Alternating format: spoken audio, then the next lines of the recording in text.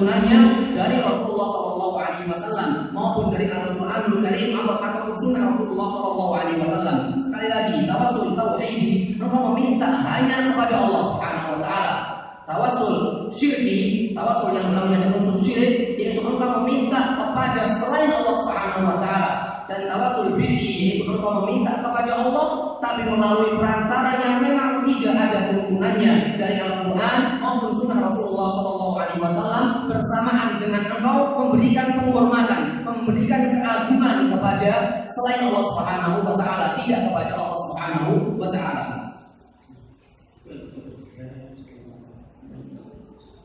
Mungkin ini yang dapat kita sampaikan. Sallallahu ala Muhammad wa ala ali sayyidina Muhammad. Assalamualaikum warahmatullahi wabarakatuh. Kalau misalkan ada soal, dipersilahkan untuk bertanya kepada Syekh.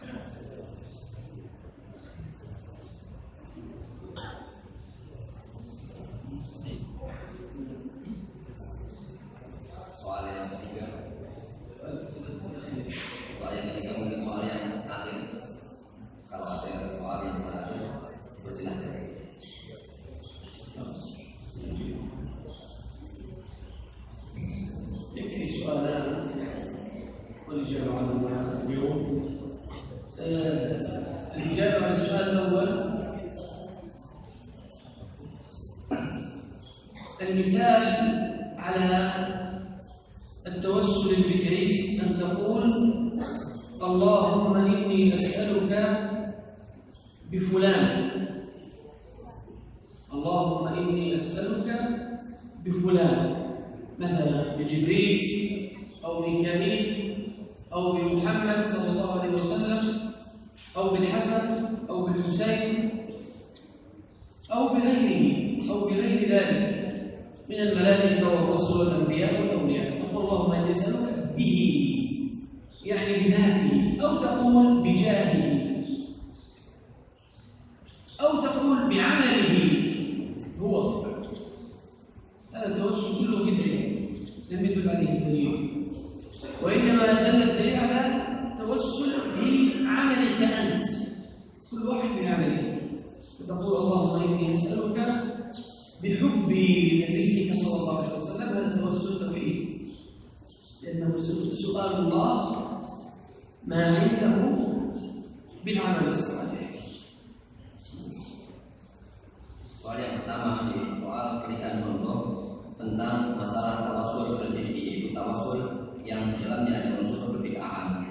Saya menjawab contohnya adalah misal bahwa tawasul berbid'ah, yaitu contoh dari tawasul meminta perantara antara di dalamnya ada unsur-unsur kerbid'ahan adalah engkau mengatakan atau seperti kata engkau berdoa kepada Allah Subhanahu wa taala, Allahumma inni as'aluka bi fulan, bi Jibril, atau bi Muhammad, atau bil Hasan, atau bil Husain, atau bi ghairi dzalika min al malaikah, atau ghairi dzalika, atau bi amalihi dua, yaitu engkau meminta kepada Allah Subhanahu wa taala dengan berdoa kepada Allah Subhanahu wa taala, Allahumma ya Allah, inni as'aluka, sesungguhnya aku meminta kepadamu dengan di Muhammad atau dengan di Jibril, yaitu dengan zat Jibril, dengan zatnya Nabi Muhammad SAW, atau dengan zatnya Hasan, atau dengan zatnya Husain, atau bijahi, atau dengan zatnya atau dengan kedudukannya Nabi Muhammad SAW, atau kita berdoa kepada Allah Subhanahu wa taala yang ini termasuk tawasul bid'i adalah, ya Allah, sesungguhnya aku minta kepadamu dengan perantara amalan fulan,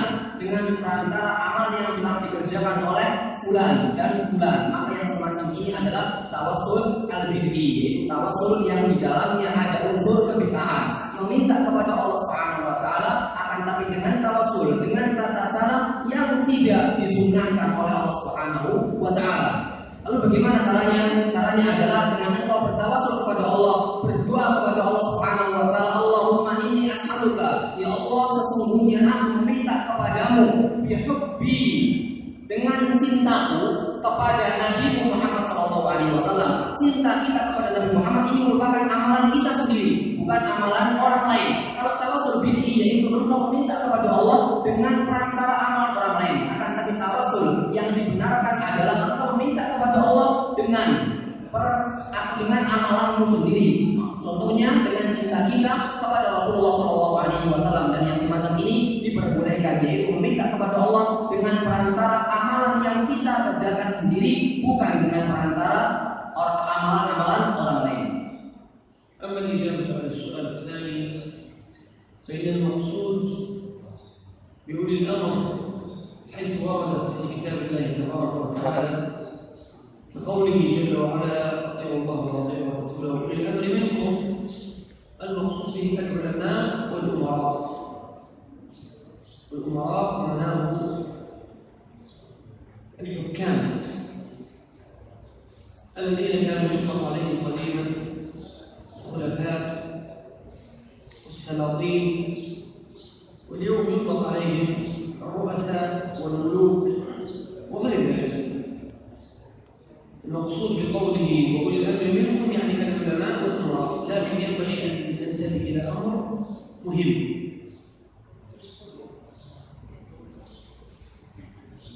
طاعة الله مطلقة وطاعة رسوله مطلقة.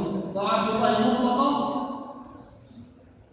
لأنه الله جل وعلا لا يسأل عما يفعل وهم يسألون. وطاعة رسوله مطلقة لأنه لا يأمر إلا بما أمر به ذلك.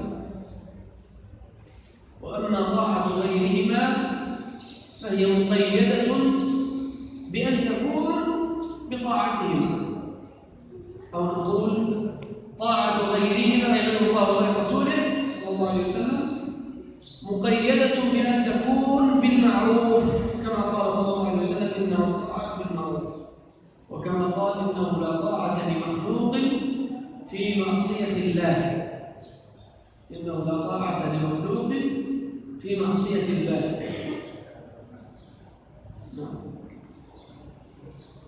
Kemudian jawaban dari pertanyaan yang kedua, yaitu apa yang dimaksud dengan ulil amri pada ayat Allah Subhanahu wa taala, wa atiullaha wa atiur rasul wa ulil amri minkum, yaitu taatlah kalian kepada Allah Subhanahu wa taala dan kepada Rasulullah SAW dan kepada ulil amri di antara kalian.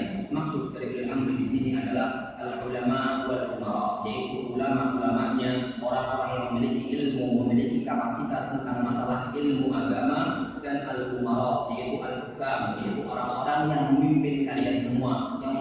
jabatan kepemimpinan, baik itu sultan atau baik itu kerajaan, raja-raja ataupun yang lain sebagainya, presiden ataupun yang lain sebagainya, yang memang mereka memiliki kekuasaan untuk mengatur kehidupan kita dalam kehidupan bernegara. Ini yang dimaksud dengan al-umma atau ulil amri, yaitu al-ulama, orang-orang yang memiliki kapasitas ilmu agama, dan al-umara, yaitu orang-orang yang memang memiliki atau menduduki sebuah kedudukan jabatan kepemimpinan.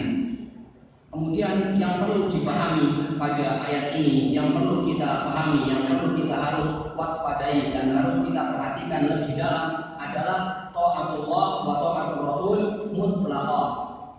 Bahwasanya ketaatan kepada Allah Subhanahu wa taala, ketaatan kepada Rasulullah sallallahu alaihi wasallam itu mutlaqah, itu wajib, mutlak, hukumnya tidak bisa diganggu gugat. Karena apa? Karena Allah Subhanahu wa taala adalah zat Allah, karena Allah Subhanahu wa taala adalah zat yang memang kita beribadah hanya kepadanya. Maka taat kepada Allah itu merupakan taat yang wajib, yang mutlak, yang tidak ada celah dalamnya. Kemudian taat kepada Rasul sallallahu alaihi wasallam itu juga merupakan ketaatan yang mutlak, ketaatan yang harus, yang wajib, yang kita tidak boleh mengingkari, bermaksiat kepada Rasulullah sallallahu alaihi wasallam. Tidak ada jalan lain kepada Rasulullah sallallahu alaihi wasallam kecuali kita taat kepada Rasulullah sallallahu alaihi wasallam. Kenapa? Karena Rasulullah sallallahu alaihi wasallam la ya'muruna illa bima amara Allah bi. Karena Rasulullah sallallahu alaihi wasallam tidaklah memerintahkan kita kecuali dengan sebuah perintah yang memang Allah Subhanahu wa taala perintahkan kita, memang melalui jalur, melalui perantara Rasulullah sallallahu alaihi wasallam. Pertama, ketaatan kepada Allah itu wajib hukumnya, mutlak hukumnya. Kemudian ketaatan kepada Rasul sallallahu alaihi wasallam itu juga mutlak hukumnya. Namun wa ulil amri minkum, dan taatlah kepada ulil amri di antara kalian. Ini ketaatan yang tidak mutlak, ketaatan yang tidak ada kewajiban di dalamnya. Akan tapi ketaatan kepada ulil amri, ketaatan kepada pemimpin-pemimpin kita yaitu muqayyadah, terikat dengan ketaatan Allah Subhanahu wa taala, dengan ketaatan Rasulullah sallallahu alaihi wasallam, atau dengan kata lain yaitu kita taat kepada ulil amri, kita taat kepada selain Allah, kita taat kepada selain Rasulullah sallallahu alaihi wasallam, itu ketaatan dalam hal yang ma'ruf, dalam hal yang ma'ruf. Rasulullah sallallahu alaihi wasallam bersabda, "Innamat tha'ah fi ma'ruf." Sesungguhnya ketaatan kepada Allah atau sesungguhnya ketaatan kepada orang lain itu hanya pada hal yang ma'ruf. Kemudian Rasulullah sallallahu alaihi wasallam juga mengatakan dalam hadis yang lain, "Innahu la ta'ata li makhluqin fi ma'siyatillah." Bahwasanya tidak ada ketaatan kepada makhluk kecuali dalam, atau tidak ada ketaatan kepada makhluk di dalam kemaksiatan kepada Allah Subhanahu wa taala. Ketika ulil amri kita, ketika pemimpin kita memerintahkan kepada kita sebuah kemaksiatan kepada Allah, maka ketika itu tidak ada kewajiban taat kepada mereka, karena ketaatan kepada Allah atau ketaatan kepada ulil amri itu terikat dengan ketaatan kepada Allah dan ketaatan kepada Rasulullah sallallahu alaihi wasallam. Barakallahu fikum wa jazakumullahu khairan. Kita cukupkan pada pertemuan kali ini. Assalamualaikum warahmatullahi wabarakatuh.